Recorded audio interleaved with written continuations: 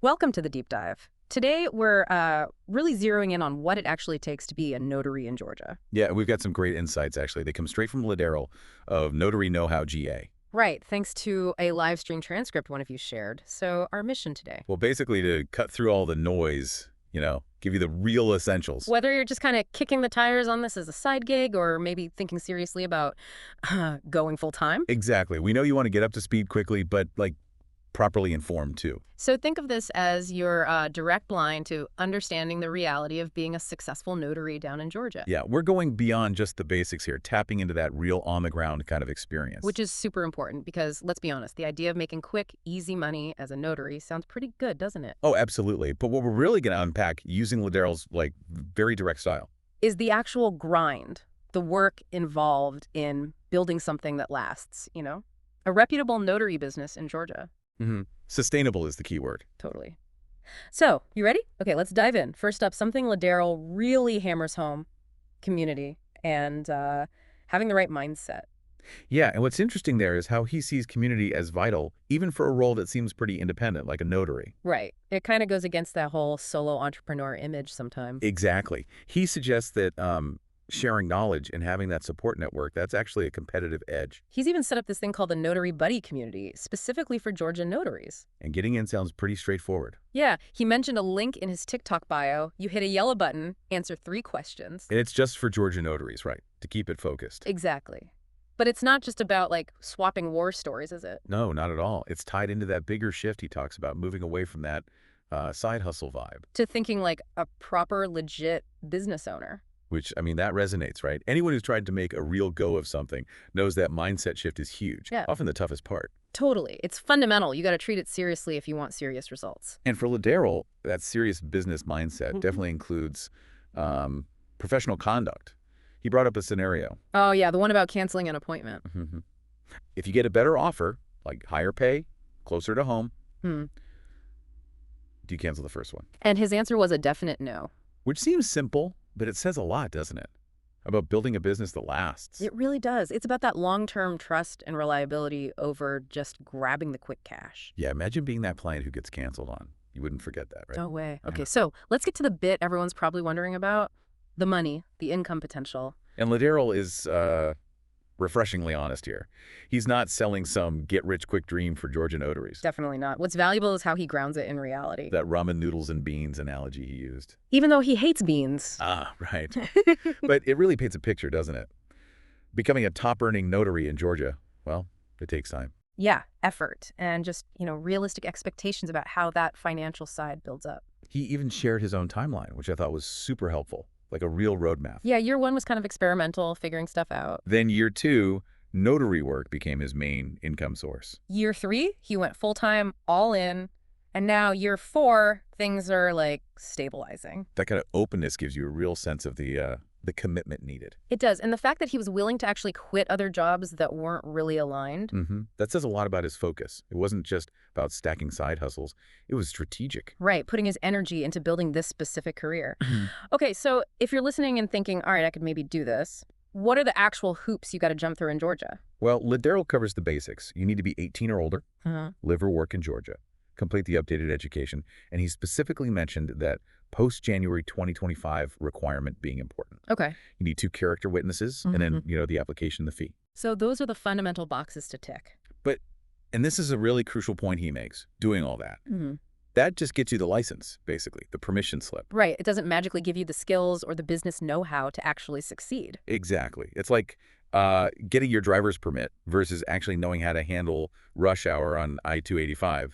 2 different things. Totally different. So that state training covers the rules, the procedures. But Ladero and his community, they focus on the how-to, the real-world stuff, problem solving. And that's where the mentorship thing he talks about comes in, right? Yeah. He emphasizes getting real-time advice based on what people are actually experiencing, which is, let's face it, way more useful than some generic cookie-cutter tutorial. Oh, absolutely. Those real-world scenarios throw curveballs that a standard course just can't cover.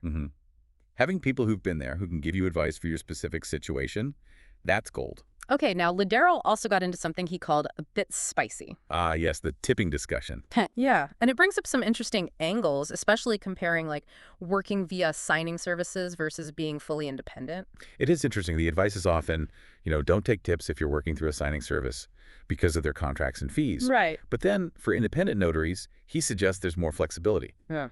which raises questions about income streams for small businesses in this field, Yeah, he even questioned if some like official guidelines kind of discourage tipping for independents. suggesting maybe a tension between the sort of public service aspect of being a notary and the reality of, well, needing to make a living as an entrepreneur. It makes you think about the different ways people operate and how it impacts their bottom line. Definitely. It pushes you to look critically at how traditional rules fit, or maybe don't quite fit, Yeah. how people actually work today. So, okay, let's switch gears. Imagine you're brand new.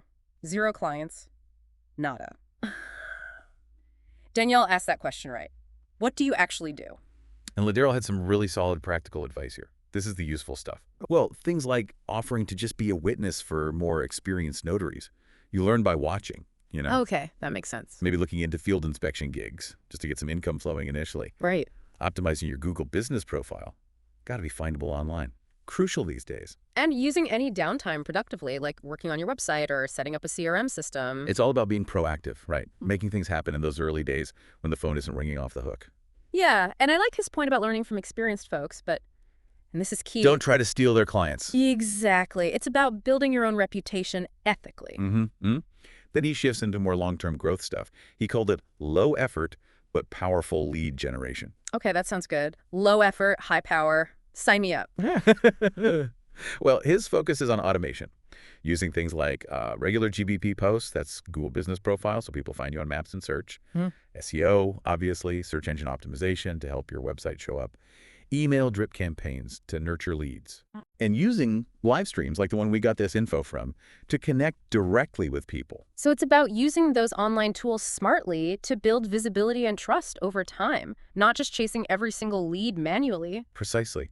And he had this really sharp insight about marketing to specific niches, too. Oh yeah, the Spanish-speaking community example. Right. Advertising in Spanish seems obvious, but he really stressed being super careful with translating notary public. Because it can imply legal authority it doesn't actually have in the US, unlike in some other countries. Exactly.